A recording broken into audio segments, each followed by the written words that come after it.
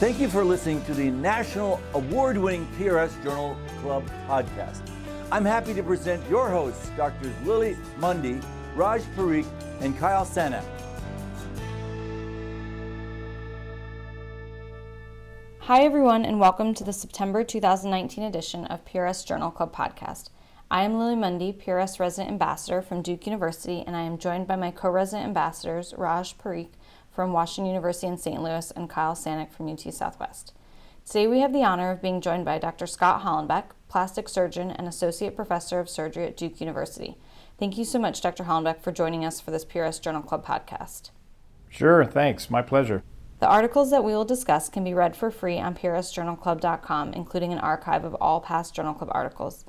The article we will be discussing is Gluteal Implant-Associated Anaplastic Large Cell Lymphoma by lead author Jose Mendes, Jr. out of Sao Paulo, Brazil.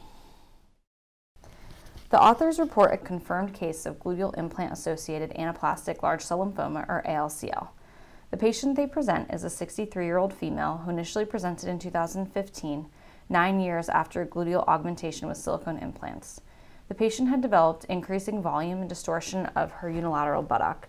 At that time, she was taken to the operating room for removal of the implant and washout. The capsule was maintained for planned future replacement of the implant. OR cultures at that time were positive for Staph aureus.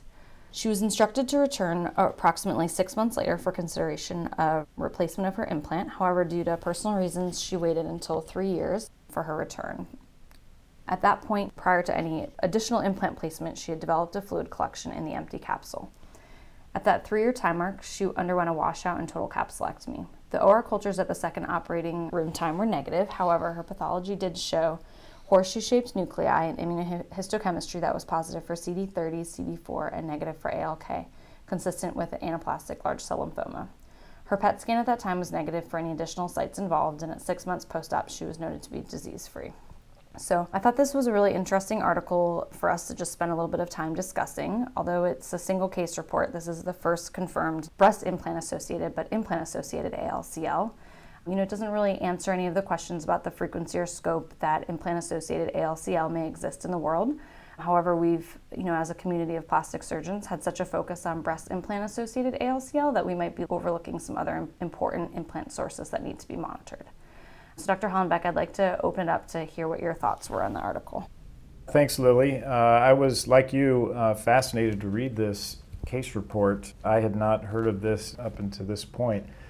I think a lot of the readers of PRS will find this equally interesting and also concerning. It turns out that the implant itself was textured, and it was in for a long time, and those were the things that stood out to me, is that would be consistent with what we've heard from the breast implant ALCL realm. The thing that's a little bit different with this is obviously the location, which would imply that the reaction itself is not specific to the breast and could occur in any areas, but of course we need more information to confirm that, but this sort of breaks that thought that this is only a breast-related problem, but is perhaps just anywhere in the body. The other thing that jumped out is, and I doubt this would happen these days, but it looks like somebody at some point took the patient to the operating room and took out the implant and sort of left the capsule in place and didn't check for ALCL. Of course, nowadays we're all aware of a patient that comes in with a swollen, inflamed implant. Of course, most of us would check that for ALCL and would also probably remove the capsule. The issue is that was not done, and then later the diagnosis was made, probably because the surgeons involved didn't have any knowledge, like many of us, that this disease even existed.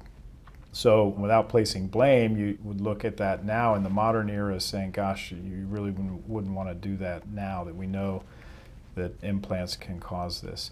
I think the other thing is, if you start to look at this from a distance, it doesn't cause quite the same degree of alarm that there is with the breast implant associated ALCL, in the sense that, and I don't know the numbers, but I don't think that gluteal augmentation with implants is likely to be as common or is likely to grow in popularity in the way that breast implants have been for the last 20 years, in part because of the use of autologous fat for gluteal augmentation, the extreme popularity with that in the modern era.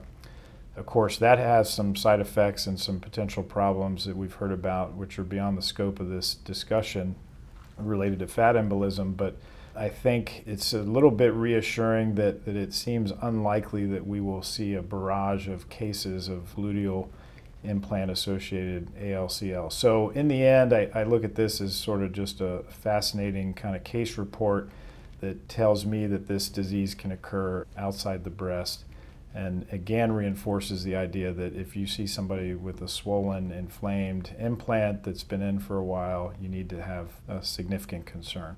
I definitely agree with all the points that you're making. What has been the response in your patients coming to see you, either, new changes in response to some of the updated FDA guidelines, or just over the past 2 to 3 years as all of this has sort of been unfolding? And what has your conversation been like with your breast patients regarding ALCL? Just recently, there's been so much activity on this front, both from our society, who's been leading the charge in trying to understand this disease, also information coming out from the implant companies, including basically a hold on certain types of implants, and then even information coming out of the government and the FDA, whose job is to protect the people that they're governed by. So we're faced with all these different messages, which are all saying we need to be very careful in this current realm. So patients are getting a little bit of a mixed message. Of course, they don't have in many cases, don't have the expertise to know exactly what the issues are. So over the last 2 weeks, I've been contacted by a number of my patients, some of whom have textured implants in, many of whom have smooth implants in, but they've just read that there's an implant problem out there and want to know what my advice is. I have a lot of people that I never even operated on who, for whatever reason, found my email or reached out to me because a friend or a colleague or something put them in touch, and so I'm trying to advise them as best I can without ever even having met them. And usually the message is, if you're discussing this with a patient, is if you do not have any symptoms or signs of ALCL, that is swelling, inflammation of the breast area around the breast implant, then there currently is no recommendation from any of the bodies I mentioned before to remove the implants, whether they be smooth or textured or what have you. So patients that are without symptom at this moment in time, we just simply are following them. I have had a number of patients who, despite that kind of conversation, feel adamant about removing their implants. And so just in the last couple of weeks, I've taken a couple implants out for patients like that. No ALCL, no sign of ALCL, but a deep concern about safety of implants. So we're at a really unique time, and this case report comes along right in the middle of that and leads us to think that maybe the problem is perhaps even extending beyond breast implants, but also to hear gluteal. And I've also heard reports, perhaps, and I don't know this for sure, but other types of implants having an ALCL type disease process in other parts of the body, even orthopedic and other types of implants. So I'd be interested if any of the residents on the call have heard about any of those kind of cases, non-silicone implant-associated ALCL. Raj or Kyle, did you have any general thoughts on the article? This is Kyle here. I haven't had any specific non-breast associated ALCL. I have had a couple patients who came to the Parkland Clinic from an outside hospital or usually from another country with unilateral breast swelling, things like that, and you end up diagnosing and getting a workup and finding out they actually do have ALCL. But it is something, as we see more and more implants being put in, especially now with the safety warnings associated with fat trans, specifically gluteal augmentation, but you could extrapolate that for elsewhere. When they're getting implants mostly texturized, whether it be for pec implants, calf implants, gluteal implants, a lot of them in those areas historically have been textured, to help kind of adhere better so they're not going to move as much with all the muscle mobility. So I think it's something that definitely needs to be on our radar, and this article definitely pointed that out to me, because you wouldn't classically think to treat or test for ALCL when you have an implant like this. Raj, what were your thoughts about the article? I agree with, a lot of what it said. I think it's very, very interesting. This is actually, to my knowledge, the second report. There was also a report from the USC group that I think was published in a different journal recently as well, so with a gluteal implant as well. So I think it shows, I think we don't really have a unifying theory on what is promoting or causing, really contributing to bi-ALCL, and now, just implant-associated ALCL. And I think, there's different theories. There's obviously the bacterial biofilm theory that's being promoted by some groups, but there's also the thought of allergic inflammation and that you have an autoimmune or amplified immune response with a chronic allergic reaction. And I think, now that we're seeing it at different sites, that theory is maybe gaining a little, at least in my opinion, maybe has a little more merit, or it lends some credibility to it, because you do have another textured device, and there's some reaction to it, obviously, and the breast, even though it's a clean contaminated site and does have biofilm, you can argue that any implant has biofilm on it. So why are some people getting ALCL and some people are not? And if it was a specific bacterial pathology causing it, I don't think we've seen that yet. So I think that's kind of the key, is figuring out what the cause is. And I agree with what Dr. Hollenbeck said. I think obviously breast implants have been placed significantly more than gluteal implants. But certainly for practitioners who do the gluteal implants, which is not something we do here, but if at our institution, but if there are people out there who are doing them, it's definitely something now that you have to consult and discuss with your patients. And I think it's similar to bi-ALCL, where it's becoming kind of a routine part of our everyday conversation with patients that are going to have breast implants, whether for reconstructive purposes or for aesthetic purposes. We disclose, the associated risks with textured devices, and at our institution, we don't use textured devices, and we haven't for, a few years now, except for one provider, but for the most part, we're not really using textured devices. So, and I think that's kind of the way it's going to go. I agree with you. I think you both have brought up a lot of good points. Dr. Hollenbeck, something we've sort of discussed on previous podcasts when we've discussed ALCL is, and this is maybe even more relevant for the, gluteal augmentation or calf augmentation type population, but, how are we as a society sort of addressing the medical concerns of some of these implants and patients that received them for cosmetic reasons? And, how do we think about the cost of evaluating these patients and operating on these patients or imaging for these patients?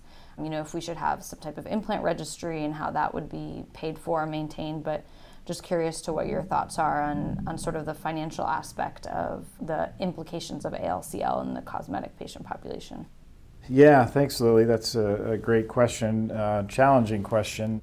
The onus, if you will, is always on the surgeon and the person that does the actual surgery. So there's no way as a surgeon you could ever say, oh, it's not my fault, I didn't know, or it was the company's fault.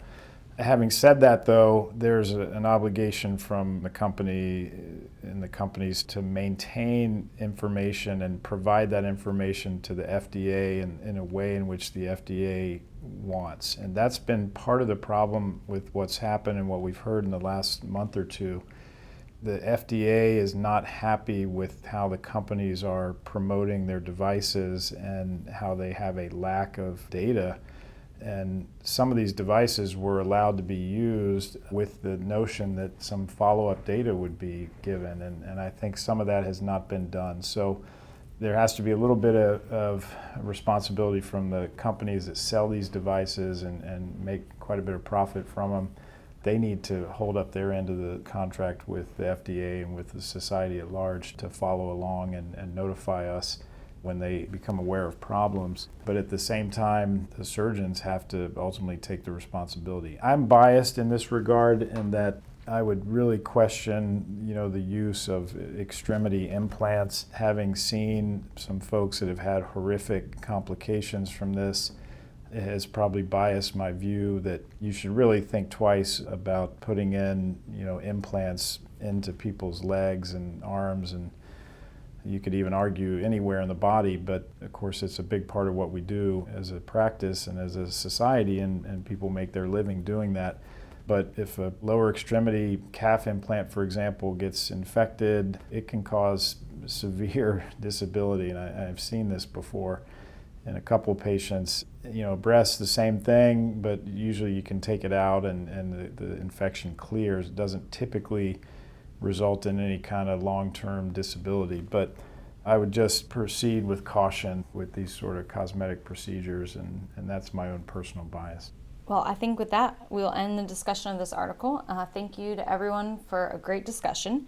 If you like this podcast, please feel free to share with your colleagues and friends and rate us on the Apple iTunes Store. Also, remember to tune into the other 2 articles that we will be discussing on this month's podcast. Finally, please join us for our monthly journal club on Facebook, where we will be able to interact directly in real time with this month's selected articles' authors. Go ahead and like the Plastic and Reconstructive Surgery Facebook page if you have not done so already. It is there where our monthly journal club takes place. And once again, thank you so much, Dr. Hollenbeck, for joining us. My pleasure. Thank you. Thank you for listening to the award-winning PRS Journal Club podcast.